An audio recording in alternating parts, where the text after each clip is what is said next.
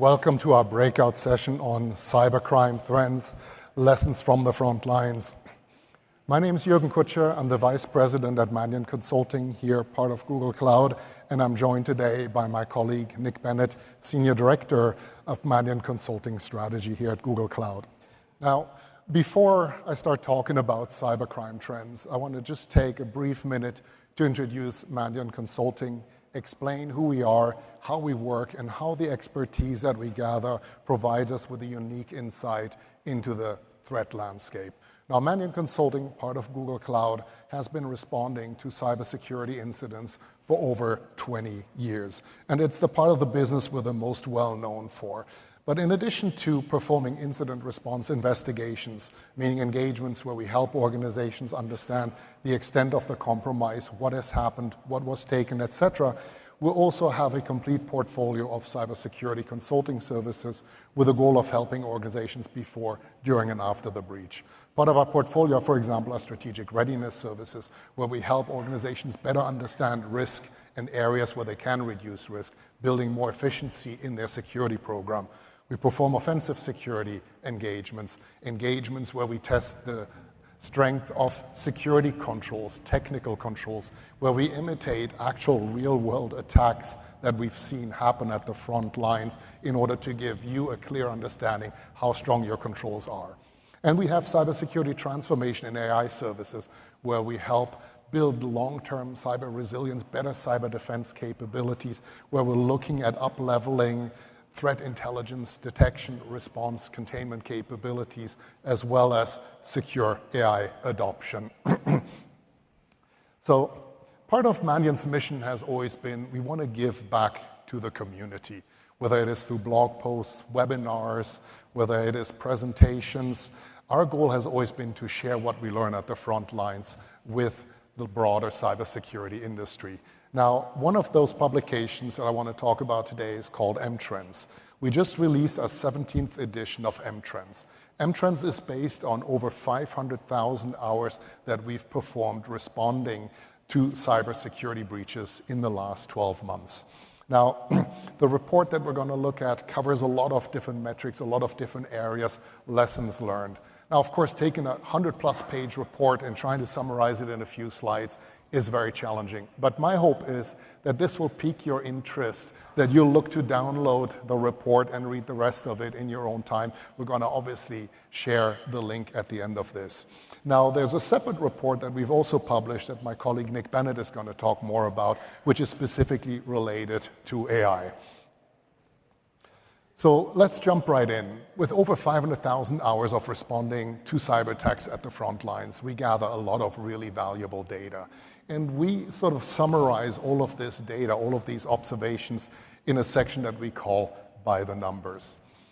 One of the metrics that I see being quoted the most frequently is what we call the global median dwell time. This is the number of days that an attacker is present in an environment before being detected. Now, if you look at this timeline here, 2011 is when we started measuring this, 416 days, well over a year. This number has decreased very significantly. The investments we have made as an industry have very clearly helped reduce that global median dwell time. But we've also seen an interesting trend in the last 2 years of that number picking back up a little bit. It is clear that threat actors are again prioritizing long-term persistence. And they're doing that through a variety of different techniques that we'll cover a little bit later in the presentation here. But also very notable is a very positive trend. The number of incidents where threat actors are present in an environment for over 6 months has gone down significantly over the past several years. It is less and less frequent and less common for us to see incidents that go back multiple years. Now, that is a really positive evolution. However, there's always a but in cybersecurity. When you realize how fast threat actors can accomplish their mission, how fast they can go from initial compromise to exploiting an environment, launching a ransomware attack in just seconds, when you realize that red teamers can accomplish their mission from nothing to everything in just a matter of 2 to 3 days, you realize we as defenders have obviously more work to do here. Now, A lot of people ask, well, how do the attackers get in? This is also a metric we've been tracking for several years. Exploits are the #1 top initial infection vector for the 6th year in a row at 32%. Now, attackers are aggressively targeting, for example, edge devices that lack the critical EDR technologies, but they're also going after other technologies, for example, application systems like SAP NetWeaver, Oracle E-Business, or Microsoft SharePoint. But a more interesting trend to me is also a number related to voice phishing. In fact, this is the first year that we've broken down phishing into 2 separate categories: email phishing and voice phishing. Interesting thing about email phishing, as you can see, is the trend has been going down. Why? Well, we have good technical security controls that have made it more difficult for threat actors to be successful with email phishing. On the other hand, though, we've seen a large increase in voice phishing, interactive voice phishing. Threat actors, for example, like UNC3944, are extremely good at that. They contact IT help desks. They trick IT help desk to register, for example, attacker-controlled devices for MFA. And this is how they're able to bypass a lot of the technical controls. Another number that stands out here is insider threat, 6%. That number used to be 1% for many years. That has gone up quite significantly. This is largely driven by long-term employment fraud, a topic I want to talk a little bit later about as well. But both these vectors have one thing in common: the voice phishing and the insider threat. They're capable of bypassing the classic security controls that enterprises have put in place. Now, another important trend I want to highlight here is the trend around the mean time to exploit, which has gone down to -7 days. This means that threat actors are leveraging vulnerabilities, exploits, 7 days even before a patch is available. Now, this trend will, of course, continue to accelerate, especially in light of some of the advances that we've seen around AI-based code vulnerability identification. It shows to the defenders that you need to be prepared for having vulnerabilities, for having 0 days, which you cannot address immediately. It means layered defense strategies are critical. A strong cybersecurity architecture is critical. Strong identity management, and of course, zero trust are some of those key areas that enterprises need to continue to focus on to deal with this specific threat. Get a lot of questions specifically also around cloud compromise. So we've broken out some of the numbers related to cloud compromise into its own categories. So to see what is different, what is the same. Now, voice phishing here, 23%, a very, very strong increase that we've seen over the last few years, followed by third-party compromise, 17%, stolen credentials, 16%. In terms of their objectives, the #1 objective is data theft. 59% of all our investigations showed data theft as being the #1 reason, followed by financially motivated objectives, just right behind it at 34%. Now, one interesting element is also how persistence is being maintained. We've seen espionage clusters, for example, like UNC6201. They use very lightweight malware on EDR-less appliances, so technologies where EDR doesn't run typically. And they also gain access to virtualization management service. They use this technology then to clone critical sensitive systems and operate on these cloned systems outside of the purview of the classic security controls. A really interesting technique that also, of course, allows more long-term persistence. What is some of the post-compromise activity? #1, again, at 40%, is data theft. Now, what do attackers take? In a large portion of all our investigations, we see threat actors are taking credentials and reconnaissance data. And why is that? Because it is useful for maintaining persistence, lateral movement, escalating privileges, or to be sold to other threat actors. Now, there's more opportunistic data theft as well around PII, customer records, etc., information that can be used for social engineering attacks. Those are some of the most common data thefts that we're seeing. Financial gain is the second most frequent observed motivation here. And of course, a third, almost half of all the financial gain motivation is multifaceted extortion, ransomware attacks. Now, ransomware attacks have been around for a while. There are a few interesting new things that I'll talk about, but most importantly, it's here to stay. It's easy monetization. Organized crime groups make it easy to outsource parts of that attack lifecycle. Even if a threat actor isn't capable of performing the end-to-end, they can find other threat actors that will help with portions of the attack lifecycle. Now, what are some of the interesting trends when it comes to ransomware? One is the handoff time that we're seeing between different threat actors. We often see an initial threat actor achieving compromise, getting a foothold in an enterprise, and then selling that foothold to a second threat actor who's actually going to deploy and launch the ransomware attack. Now, a few years back, this used to be several days that we saw passing in between. 2024, we saw about 8 hours. 2025, we saw 22 seconds. Now, 22 seconds gives the defenders very, very little time to respond. Think about it. In 22 seconds, an initial foothold that may be a low-level impact incident turns into a catastrophic ransomware attack. 22 seconds. One thing is clear. As defenders, we need to think about how do we achieve machine speed. If attackers are operating at these speeds, so do we. Agentic solutions, etc., are going to become more and more critical.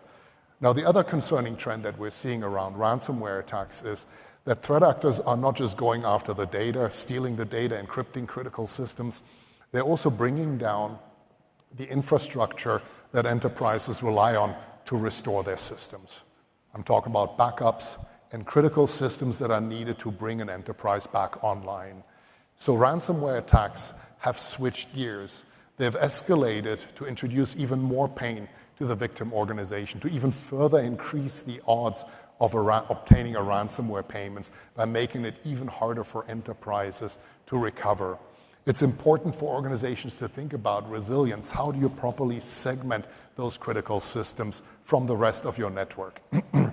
Now, I want to switch gears, and we've taken a closer look at some of the key metrics, but I also want to focus on some of the trends that we've observed. And one of the important themes of the last year is attackers are getting better again at evading detection, right? We saw the median dwell time increase. So what are some of the techniques that threat actors are using to evade detection?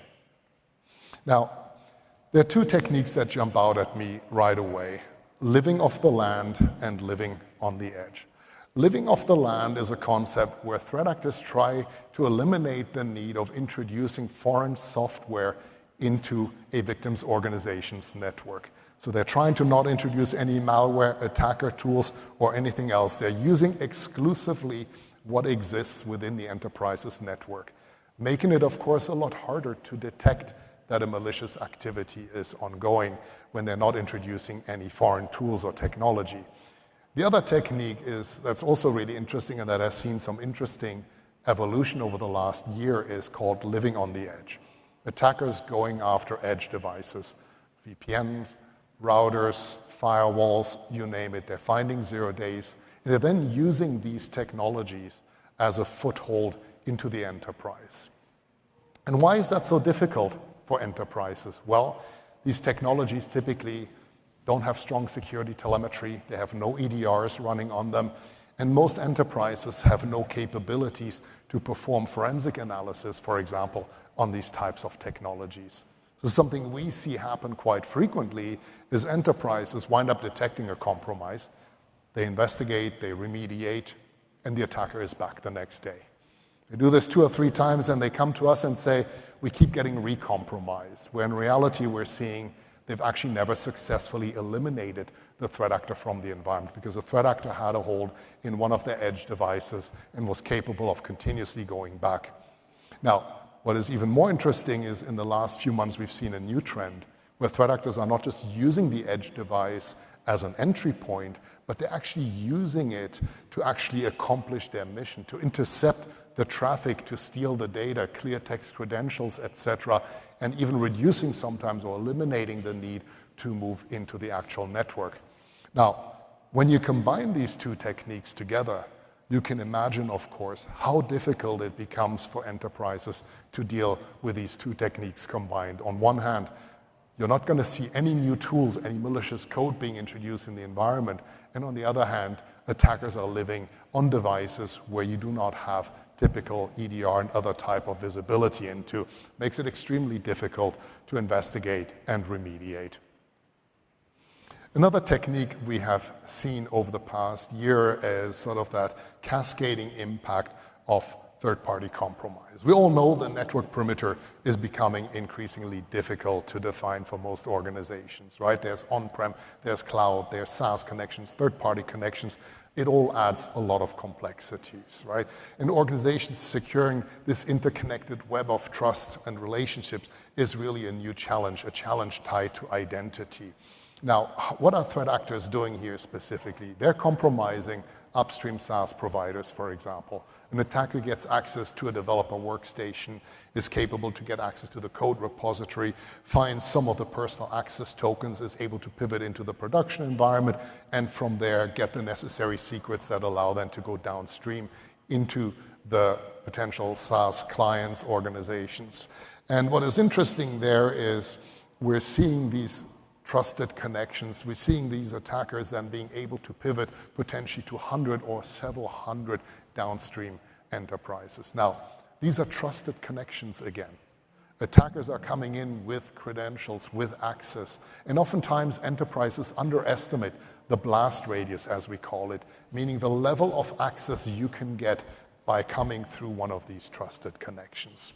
Now, tools like SSPM obviously are going to be really critical to help with this, but other elements also such as dynamic identity verification and really security controls need to move to a never trust, always verify a mindset. Now, the last example I want to give is the DPRK IT worker problem. This has been around now for probably 2 or 3 years. The challenge here is basically IT workers creating fake personas, right? DPRK workers managing to land jobs with Western organizations. They've been successful at infiltrating hundreds and hundreds of enterprises using these fake personas. Of course, once that they have access, given the role that they have in an enterprise, they have elevated access to the entire environment. Now, again, this is interesting because it bypasses all of the classical IT controls. The victim organization ships a laptop, ships equipment, gives credentials to these threat actors, not realizing who they're actually dealing with. You see on the lower right-hand corner here is a picture of one of these staging centers where laptops are literally managed by one individual within the country of where the enterprise probably resides to give remote access to those North Korean IT workers. Now, typically the main motivation here was for these IT workers to gain a living and bring the money back to their political regime. However, it is important to see the trend, the evolution we're also seeing here with these IT workers being detected now and being eliminated and removed from the network. Once that they've been identified, we see now more and more cases where they launch a potential attack against those victims, trying to, for example, launch a ransomware attack, trying to perform some sort of extortion by taking data. Remember, these are individuals with very elevated levels of access in an enterprise. It is very easy for them to perform these types of attacks. Another interesting evolution also here that we're seeing is that they're not just directly targeting the enterprise that they want to get into, they're also targeting staffing companies. Of course, staffing companies hire large amounts of employees every single day. It is fairly easy for them, again, with fake personas, to land jobs and then be placed within those organizations that they're actually targeting. What's necessary here for organizations is to revisit the entire HR processes. How are remote employees hired, especially in these really, really critical situations with this level of access? Now, I want to switch gears here. AI security is obviously top of mind for everyone. And given the importance of this topic, we've decided to create a separate report that specifically focuses on these AI security trends, also based on our experience as consultants working with enterprises. Now I'll turn it over to Nick. Great. Thank you, Jurgen. And as Jurgen nicely teed up for me, I'm going to be talking about observations from Mandiant Consulting as well as Google Threat Intelligence, mainly centered around these 3 areas. Around adversarial use of AI, in other words, how threat actors are leveraging AI in their campaigns. around securing AI systems, so how companies are successfully, or the risks that they're facing in terms of deploying systems securely in their environment, and finally around companies that are leveraging these tools or the potential to leverage these tools as part of a security program to empower that security program. And mostly this is going to center around information from this AI risk and resilience report, something that we published last month. But there will be cases where I go kind of above and beyond some of the things that are in the report. And maybe a special note about going above and beyond what's in the report is in a big, mature conference like Next, you're required to lock content in your slides several weeks before your presentation. And several weeks can be a long time in the AI world. So you're not going to see any visuals around the discussion around mythos and vulnerability discovery in that sense, but I am going to talk about it a lot. Okay, so throughout the course of last year and really continuing into 2026, we did see somewhat of a rapid evolution in terms of how attackers are leveraging LLMs and AI-powered tools. In the beginning of 2025, they were doing things that I would describe as sort of rudimentary use of those tools. Sort of the equivalent, if I'm preparing for this presentation, asking Gemini to give me an outline, to give me talking points. I'm not saying that's what I did for this presentation, but that's sort of sophistication. So the sort of things we saw them do is basically use large language models to craft phishing emails. So historically, there's been easy ways to identify phishing emails because the lack of, or grammar mistakes, or the lack of cultural context or company context, and LLMs really provide a huge multiplier and be able to circumvent that. So we saw the use of that. We saw attackers vibe coding their tools. We saw them basically leveraging these tools as super-powered search engines where they're leveraging it to do that internal reconnaissance and OSINT on their attackers. But really that all falls into this area of the productivity multiplier. So they're using these tools in the back end and it's making them more effective, but they're not directly integrated into the attacker lifecycle. But when we went throughout the year, we started to see that change. So by the middle of the year, we started to see some malware, which I'll go over in a little bit more detail, that was actually leveraging some of these LLMs directly incorporated into the malware. And by the end of the year, at least with specific groups, we started seeing that the AI-powered tools being integrated and even automating pieces of the attacker lifecycle. So an example of that would be going back to phishing, where in the beginning of the year, we might have seen them creating phishing messages that then a human drove. We started seeing more examples of attackers, automating that phishing and having an LLM have multi-turn conversations with potential victims where they're trying to establish trust over time and then exploit that trust to gain access to an environment. We started seeing situations like a first stage of the attack malware automatically creating that second stage of the attack. So basically situations where they're starting to automate individual pieces of that attacker lifecycle. And I think we expect to see that continue. And as it continues and they become more and more effective at automating and leveraging LLMs to automate individual pieces, we expect to see them start chaining those things together. So start seeing them being able to do these attacks from end to end in more automated fashion, be able to do it faster, and be able to do it at scale. I think the other thing that we expect to see is increased speed in terms of vulnerability discovery and automated exploits of those vulnerabilities. Now, I know, especially over the last week or two, there's been a lot of discussion about mythos and how much of that is hype versus reality in terms of the efficacy that it has with discovering vulnerabilities and exploiting those. And I'm not going to opine specifically about mythos. I don't have any special insight into that model. But what I will say is outside of that specific model, we have absolutely seen advances in this area. And Mandiant Consulting, we leverage those tools. We've built our own tooling that leverages the Gemini model to identify vulnerabilities in code. And it's been effective. We've seen other companies do it, and it's been effective, and it's getting more effective. So I don't think the question is if we will see an increase in vulnerability discovery and exploitation. I think the question is going to be how fast that happens, at what scale that happens, how severe it happens. But I think we will absolutely see it, and I think, in fact, we've already seen it with these tools. So generally, when we see attackers use LLMs, it kind of falls into these two categories. The first one being campaign acceleration. That really all the things that we saw in the beginning of 2025 kind of fall into that campaign acceleration category. So it's things like automating phishing emails, it's generating malware, it's identifying vulnerabilities that then a human goes and takes that output and exploits.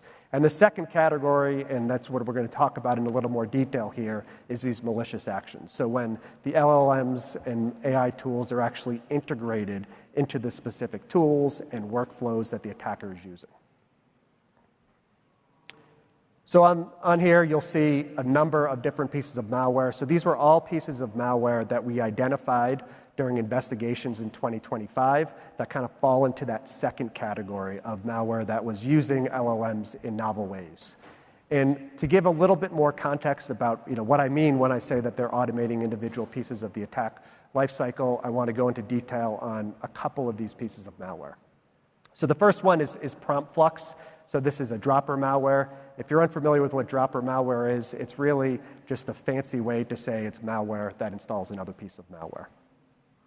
This is malware that was written in VB script, and what makes this piece of malware unique is that it would periodically query an LLM and ask the LLM to rewrite all of the VB script that makes up that piece of malware, change all of the code, but maintain all of the functionality. So it was essentially periodically vibe coding a new version of itself over and over again.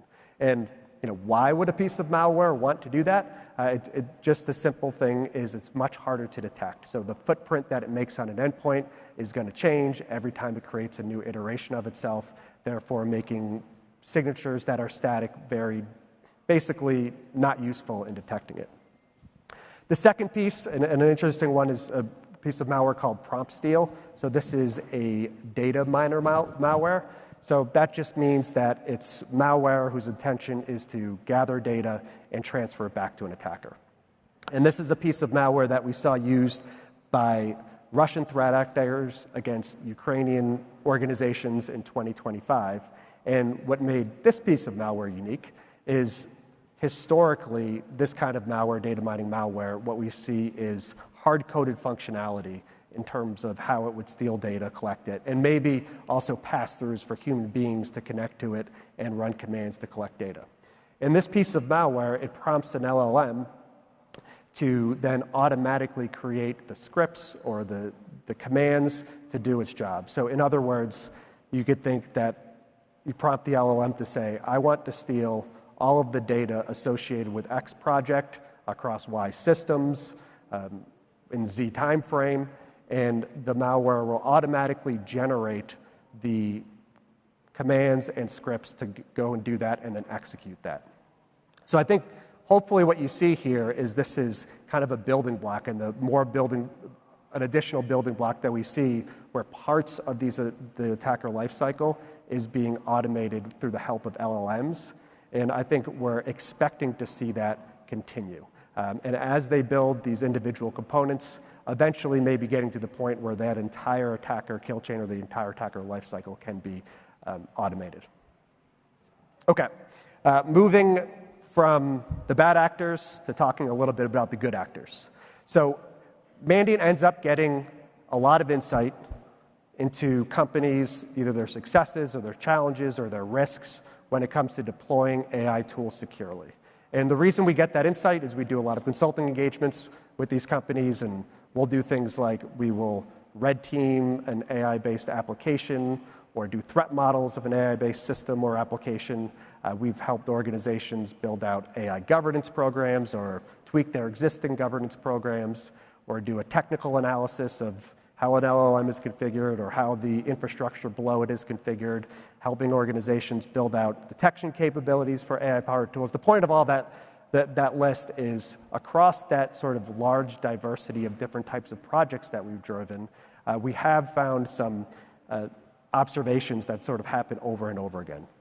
And I think one of the biggest takeaways, and it's somewhat of a boring takeaway, but I think it's an important takeaway, is that the organizations that are doing this well are the organizations that have the basic building blocks of a mature security program already in place.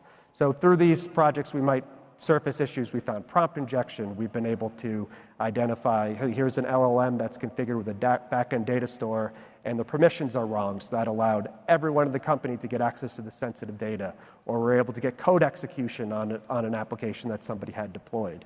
And in order to properly combat those sort of threats, the things that you need to have in place first are the things like asset inventory and data categorization and access controls and IAM and governance that ensures that you have a security team that's looking at an application before it's deployed to the enterprise, things like that. And honestly, I think that that's a good thing because organizations that did have those things in place were much more effective at deploying these tools and deploying them securely. And hopefully, that earlier discussion around how attackers are now automating more and more of the attacker lifecycle makes you think that, on the defense side, we'll need to do the same. And we need to be able to automate some of the detection and response capabilities and do some of the similar things that we see attackers doing. And to do that, we need to be able to deploy those tools securely. And I think it's a great thing that maybe deploying these tools securely is not as difficult as some people think. I think a very interesting data point is there was a Google security report last year, and one of the things it found was that organizations that had just published to the company a complete AI governance policy were twice as likely to have the people in their company deploy agentic tools. So we sort of see these kind of building blocks of a security program and applying them to your AI program as accelerators to being able to deploy these tools securely in an environment. All right, and in terms of lessons learned from some of these things, the first place I wanted to start with was shadow AI. And it's probably a topic that you've heard about. And really over the last few years, in most companies, there's been a lot of pressure on employees to adopt AI tooling or to build additional AI tooling, et cetera. And we do see those companies leaning into things. But I think that combination of the pressure, the speed at which things moves, mean a lot of those people are building things and deploying things on their own. And in some cases, they're circumvented some of those security gates with having security teams evaluate these tools before they're deployed. And I mean, we see that in our red teams where we've been able to exploit applications and gain access to sensitive data or allow us to escalate our privileges in environments. And the organizations that do this well, just simply, they have strong governance programs. And they have strong governance programs that are enforcing those security gates from the start. In terms of active validation or detection capabilities, if we go back to my previous example about the malware that was able to recreate itself periodically. As I mentioned earlier, that means every time it vibe codes itself, that means your static detections don't work. So if you're a detection engineer that works in a security operations center, you need to be focusing on, rather than static indicators, building behavioral indicators or indicators of attack versus indicators of compromise. And this is certainly not a new topic. It's something that has been the topic of conversation in computer security for years. But I think what's changed now is the urgency of it. And while you could get by with static indicators for years, I think we're going to find more and more that they become less effective over time because of these tools.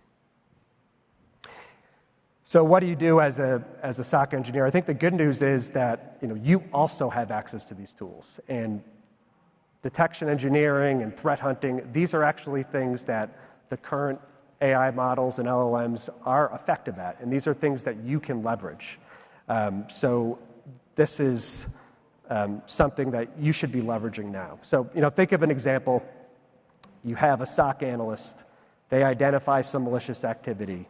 It's lateral movement with stolen credentials using WMI. In the past, the expertise needed to be able to kind of move that investigation forward was significant. But I think today, with these tools enabled, you can have a SOC analyst, query the LLM. This is what I find. What are the other forms of lateral movement that I should be looking for? How do I format my query to look for this everywhere? Here's all the investigation steps I've taken to date. Is there anything else you should do? Is there any other log sources I should look at or investigative tracks to go down? That all sounds very simple, But if you're wondering, what can I do today, that is a great example of it, is making sure that those sort of workflows are part of your standard operating procedure for a SOC. And now moving from the simple to the more complex to talk about agentic defense or agentic SOCs and really building some of these capabilities, automations, and AI tools into your cyber defense program. This is a huge topic. I think this entire talk could have been talking about this one topic. And in fact, I think I saw several different presentations at this conference where this was the entire focus of the presentation. So I know this is not something that I'm going to give justice to in 3 minutes, but there were just a few points I did want to make about it. Point number one is that 99% plus of organizations are at the beginning of their journey when it comes to building an agentic SOC and building these agentic capabilities. So if at your company you think we haven't built this yet, you're very likely neck and neck with your peers, and you haven't fallen behind, at least not yet. The second thing is when it comes to your ability to deploy these, again, it comes back to fundamentals a little bit. So much earlier in my career, about 20 years ago, I worked at a SOC. I was a SOC analyst. And when I think about what my day-to-day job looked like at that time, it was a lot of looking at alerts, triaging alerts, identifying why it was a false positive, moving on to another alert that was similar. And I think if you're running a security operations center today in 2026, that looks like the Nick Bennett Security Operations Center in 2005, then you're probably behind. I think the organizations that are best aligned to build these and where we've seen organizations have success are the organizations that have already invested into a program where there's a cyclical nature of identifying, having detection engineers build new detections, reducing the false positives, building behavioral things, where the balance of power in the SOC has gone, reducing the level of analysis, or the level of effort on analysis, and increasing the level of effort on detection engineering, et cetera. So the organizations that did that, now those are the building blocks they need. And organizations that have a good understanding of their environment, have good asset inventory, data classification, things we talked about before, those are the building blocks they can use to now start automating with LLMs, some of these stages. And you can start small. I think you can do the crawl, walk, run version of this, but I do think you have to start and get started now.